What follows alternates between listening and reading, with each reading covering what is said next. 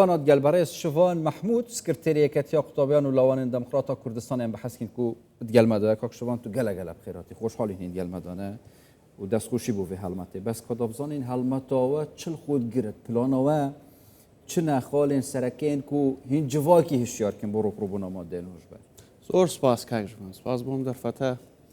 سڵاو لە بنێرانی کوردستان 24 بێت هەڵمەتی ئێمە دوێنێ لە پرس کۆنفرانسێکە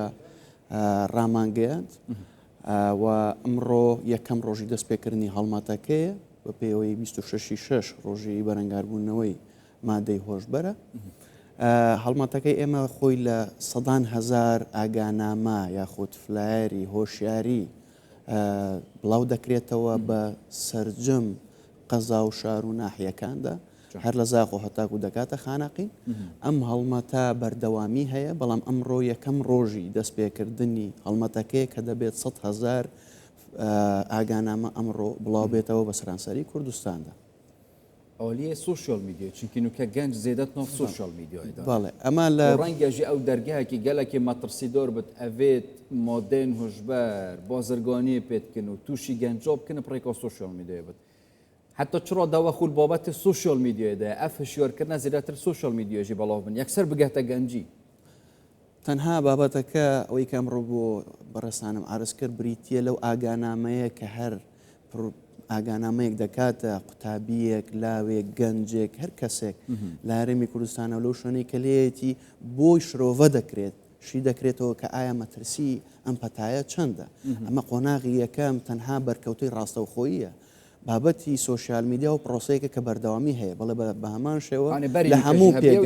باڵێ بەڵێ لە پێگە کۆمەڵایەتیەکانە لە ئەوەی کە هەیە لە فەیسبوک ئینستاگرام ئێکس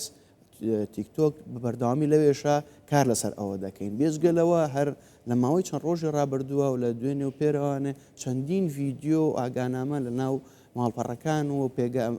ئەلکترۆنیەکانی ئەم یەکێتی قوتابیان و لاوانی دیموکراتی کوردستانە بڵاو بۆتەوە ئەم پرۆسەیەکو ئەرزم کردی پرۆسەیەکی بەردەوامە دەمەکی دیارکردی بۆ هەڵمەتەوە نەخێر لەبەرەوەی قۆناغی بەردەوامیشی دەبێتن لە سەرەتا لە ئاگانامەیە دواتر لە سمینار و توێژینەوەی زانستی و کۆنفرانسات دەکرێت لەم بوارەیە قۆناغی سێیان بریتیە لە جارێکی دیکە فۆکسکردنە سەر هەموو ناوەندەکانی خوێندن یاخود ئەو کافتریا و شوێنەکانی دیکەی کە گەنج و لاو بەبۆی دەچن هەر یەکێک لەوانە کادری ئێمە هەواڵی ئێمە لە ناو ڕێکخراوەکەدا دەبنە چۆن دەڵێیت لیدەرێک لەو بوارە قاعیدێک لەو بوارەدا بۆ ئەوی نەهێڵێت لەو فەزا یاخود لەو ئۆرگانی کە کاری تێدا دەکات یان لەوەیە نێڵێتن ئەم پەتایە بگاتە ئەو مجتەمع یاخود ئەو کۆمەلگا بوچی ناوەندێن خواندنێتە مۆژە پێکرێت گەل کافتریۆ یعنی چونکی گەنج لێنە بەڵێ یانجی پرۆستژی ئەو مەترسیە هەنە جێتۆسۆژی مادێ توشبەر تێنە بەڵاوکردن گەنج تووشی مادێ تۆسۆڵ بێت بەپێ ئەو داتانەی کە بەڕێبەتی نێشتنی مادەی هۆشبەرەکان بڵاوی کردوتەوانە کە نیشاندەری باش و نیشاندەری خراپن باشەکان لەوەدایە کە ڕۆڵێکی باش دەیجێڕن لە گرتنی بازرگانان و دەست بە سەرداگردنی مادەکە لە قۆناغی دووەمیشە پێم وایە ئەمانە خراپن لەبەر ئەوەی کۆمەلگای ئەمە خەریکە ڕوبەڕووی ئەم پەتاکوشندەیە دەبێتەوە بۆیە کە ئێمە دەڵێن ناوەندەکانی خوێندن لەبەرەوەی لە چوارچێوەی کاری ئێمەدا لە چوارچێوەی کاری ڕێکخراوەکەی ئێمەدا کە لە پێڕەوە ئاماژەمان پێکردووە بۆیە ئێمە زیاتر کاری فۆکسمان لەسەر ئەوێ دەبێتن تەم ئەنەم هەڵمەتێک ئێمە ڕامان گەیاندووە بە هاوکاریە هاوکاری بەڕێبەتی نێشتنی مادەی هۆشبەر لە ئەنجومەنی ئاسایی شەروها لە وەزارەتی تەندروستی لەبەرەوەی لەو ئاگانامانەیە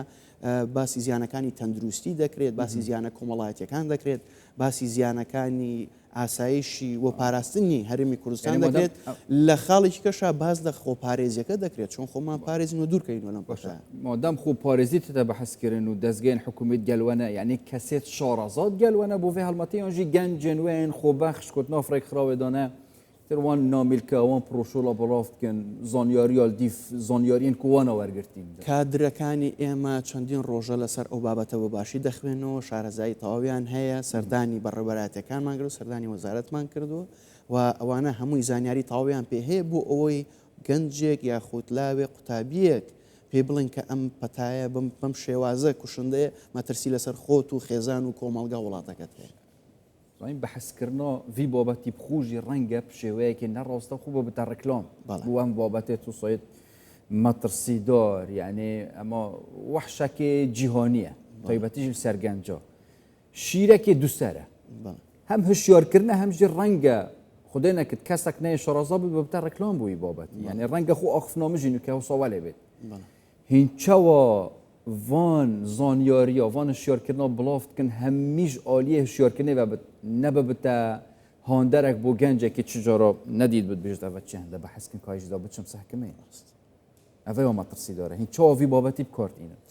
ئەوەی کە عەرزی بەڕێستانم کرد و شۆڕڤەن کرد بۆ بینەرانی کوردستان 24 ئەوەیە کە لە هەر پێدانی ئاگانامەیەک گفتوگۆ دەگڵێت لەگەڵ ئەو قوتابیە لەگەڵ ئەو گەنجایە تکایان لە مەترسی ئەم بابەتە تێبگە و ئەمە ڤیدیۆمان ئامادە کردووە کە پێشتر بەکارهێنەری ئەم مادەی هۆشبەرە و ئێستاکە لە زیندانەکانی حکوومەتی هەرێمی کوردستانە باس لەوە دەکات ڤیدیۆکان پیشان دەدرێت ئاگانامەکان بڵاو دەکرێتەوە پێی دەوترێت کە ئەم پەتایە مەترسیە بۆیە بەی شێوەیەک توخنی نەکەوی ئەمە خاڵێکە کە ئێمە هەڵمەتەکە بۆ شێوازەیە ئێمە بەرپرسین لەوەی کە دەیگەێنین بۆەوەی دوورکەوێتەوانێ بەڵام دوجار دروستکردنی ڕۆخبەت دەگەڕێتەوانێ بۆ ئەو تاکەی کە چۆن بابەتەکە وەردەگرێت کاکژوان بۆیە ئەرکی ئێمە بڵاوکردنەوەی هۆشیاریە ئەرکی ئێمە دوو وا بکەین کە قوتابی و گەنج و لاوەکانمان دوورکەونەوە لەو بابەتە ئەرکەکانی دیکە لی دەگەڕین بۆ دەستگالان پەیوەندیدارەکان و لاندارەکان بم پرۆسە ئالیت نێودەوڵەتیان ژی ڕێکخراوێت سڤیلە نێودەوڵەتیشی گەلوهەنە بابەتەکی وسەدەیان ژی ئەفکارە هیتکن هەمیە نافخوێ دەستگەیان حکوومەتی هین وەک ڕێکخراو کاری هەوسەپڕێڤەت بن بۆ لە قۆناغی یەکەمە خۆمان بە خۆمانی و لەگەڵ دەستگا پەیوەندیدارەکانی حکوومەتی هەرێمی کوردستانە کاری لەسەر دەکەین ڕەنگە لە داهاتوە بەرنامە هەبێتن کە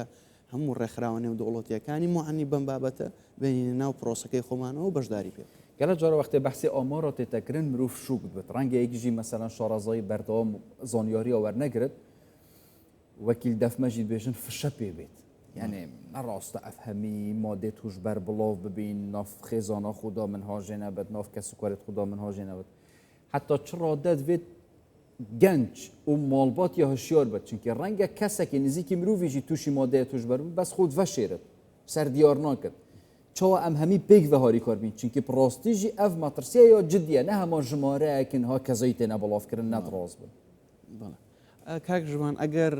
لە قۆناغی کاری ڕێکخراوەی دەرچم بە شوێکی گشتی باسی ئەم پرۆسەیە بکەم ئەمە دیاردێکی جیهانیە وابەستەی منەظەماتی نێودەوڵەتیە وابەستەی بڵین وڵاتانی ناوچەیە جارێ بۆ ئێمە وەکو لە هەرێمی کوردستانە لە قۆناغێکی ڕاگوزەرداین و وڵاتانی کە دراوسێمانن وڵاتانی هەمیشە هاوڕێ و هەودۆست نین بۆیە ئەمانە وڵاتانێکن لە ڕێگەی منەظەماتی تیرۆرەوە دەیانەوێت ئەم پەتاکوشندەیە لە وڵاتەکەی ئێمە بڵاو بێتەوانێەوە ئێمە گەنجەکانمان قوتابیەکانمان کە بودنیادنەری داهاتووی ئەم وڵاتان بیان کوژن کە ڕستە مرۆیەکەت لە قۆناغێکی گەنجدا لە قۆناغێکی لاوەتیدا بیکوژت بۆیە ئەرکی ئێمە نەک تەنها قوتابی و لاوەکانمانە بەڵێ خێزان و کۆمەلگاکەشە بەڵام دەبێت لە ڕێگەی قوتابیەک لاوێک پێ بگەێنین بڵین بە هەموو خانەوادەکە تەنها خۆت نا خۆت و خانەوادەکەت خێزانەکەت بۆی بتوانین تەوقێکی پاراستنی خێزان دروستکەین لە خێزانەوە بۆ کۆمەلگا ئەرکی ئێمە لەم قۆناغەکە ئەرکێکی خۆبەخشیە بەم شێوازە دەڕات بۆم پرۆسێ دەڕات توشبووی مادەین هۆشبەر حتا ژالیە بەرپرسیان حکوومەت هەرێمەوە کوردستانی ژێ ئێمەژە پۆتێکردن و توشبوو نەخۆشە پێتوی چارەسەر وەرگرتنی هەیە نەتومەتبارە نەتاوانبارە بێتە سزادان بابەتی وی تایبەتیژی گرێدای هشیارکردنا کۆمەڵگەی حتا چڕا مەسەلەن وان دوو ڕۆژادا پەیوەندی پۆ هاتیەکردن کەسێک هەیە ئەم هیویدارین خوب بگەهینێ دەستیوی بگرن شالیە حکوومەتی و چارەسەریە وەربگرێت یانژی دێ پلانەوە چاوە یعنی هوساب جدی کار سەر بکەن هەگەر کەسێک هەبتژی ئەو خوو بێت داخوازە هاریکاریە بکەن ئەرکی ئێمە هێندە قورسە لەم پڕۆسە کاک ژوان کە دەتوانین بڵین تەنها لە قۆناغێک و دوان وسییانە دەست پێ ناکات ئێمە بە بەردەوامی دەبین تاکەوەی کە بەڕێزت باست کرد کە ئەوانەی قوربانی دەری ئەم پرۆسەیان بڵێن بن یارمەتیمان بە بەڵام لە هەمووی گرنگتر وەکوی کە باسم کردجارێ ئەوانەی کە بەکارێنەرن قوربانی دەرن تووشی ئەم بابەتە بوون یاخود چ لە دەرەوەی زیندانەکانی هەرێمی حکوومەتی یاریمی کوردستانم یاخود لە ناو زیندانەکانە و لە بنکەکانی چارەسەریدا بن لە هەر یەکێک لەمانەدا ئێمە ئەرکمان دەبێت جارێ ئەوەی کە توش نەبووە نێڵین توش بێتن گەلە ڕۆژ لە قۆناغی دووەمدا ئەوەی کە بەڕێزت باست کرد ئەوانەی کە لە شیانەوە دەگەڕێنەوەوانێ جارێکی کە بۆ ناو کۆمەلگا ئێمە لەگەڵ ئەوانە بدوێنین وەکو باسم کرد بیان کەینە لیدەرێک لە پێش خۆمانی بخێن بڵین کاکە ئەمە نمونەیەشی واقعەیە بۆیە ئومێدەوارین تۆی قوتابی تۆی لاو تۆی گەنج تۆش لەم بەتایە دوورکەویتەوانێک فۆکسی ئێمە لەسەر ئەوە دەبێت خاڵ یەکەم دووەم ئەوەی کە کۆتا خەڵباسی لێەوە بکەم حکوومەتی هەرێمی کوردستان بە ڕێوراتی نەهێشتنی مادەی هۆشبەردا تایشی بڵاو کردوتەوانێ دەڵێت زۆرترین بەکارهێنەری ئەم ڕێژەی تەمەەن لە نێوان 18 بۆ 35 ساڵە بە پێی پێڕەوی ناوخۆی یەکێتی قوتابیان و لاوانی دموکراسان تەمەنی ئێمەش لە 13 بۆ 35 ساڵە بۆیە ئێمە فۆکس تەرکیزی کارکردنمان لەسەر ئەو ڕێژە تەمەنە دەبێتن و ئەوەی دیکە لێ دەگەڕین بۆ لایەنە پەیوەندیدار جێ دەستخۆشیە بۆرەوە گەلێکی گرۆنە خودی سڤک کە تاری کار بێت بەڕێز شڤان محمود سکرتێریەکەتی قوتابیان و لەوانە دەموکراتە کوردستانی تو گەلمەدەبووی گەلێک سپاس بووە خۆشحاڵ بێ زۆر سپاس بۆم دەفەتە سپاس بۆ